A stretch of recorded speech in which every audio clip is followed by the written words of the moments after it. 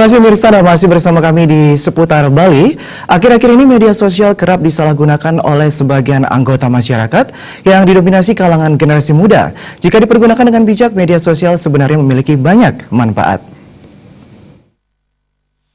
Kadek Velantika Adiputra mengatakan generasi muda termasuk dirinya seharusnya berusaha bijak dalam menggunakan media sosial.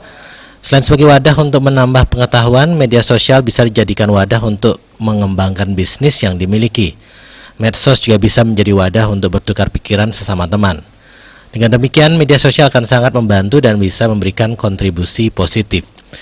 Velantika Adiputra mengajak dan mengimbau sesama generasi muda untuk bisa memilah-milah konten media sosial sehingga tidak gampang terpengaruh berita bohong atau hoax. Terlebih tahun ini adalah tahun politik saat setiap pendukung calon pemimpin berlomba-lomba berkampanye untuk menarik perhatian warganet. Terima kasih, saya sebagai generasi muda tentu akan menggunakan sosial media sebaik mungkin untuk jembatan saya mendapatkan informasi yang baik dan tidak mudah terpercaya dengan berita-berita hoax yang belakangan terjadi, apalagi terkait dengan pilkada. Jadi untuk teman-teman sebaiknya tidak mudah percaya dengan berita-berita hoax terkait pilkada yang belakangan terjadi dan dapat menimbulkan perpecahan antara kita.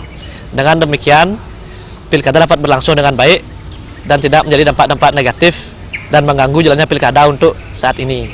Kadek Velantika Adiputra juga menambahkan dalam bermedsos hendaknya lah selalu menyebarkan hal-hal positif sehingga medsos itu lebih berguna bagi penggunanya. Joka Andika, Bali TV.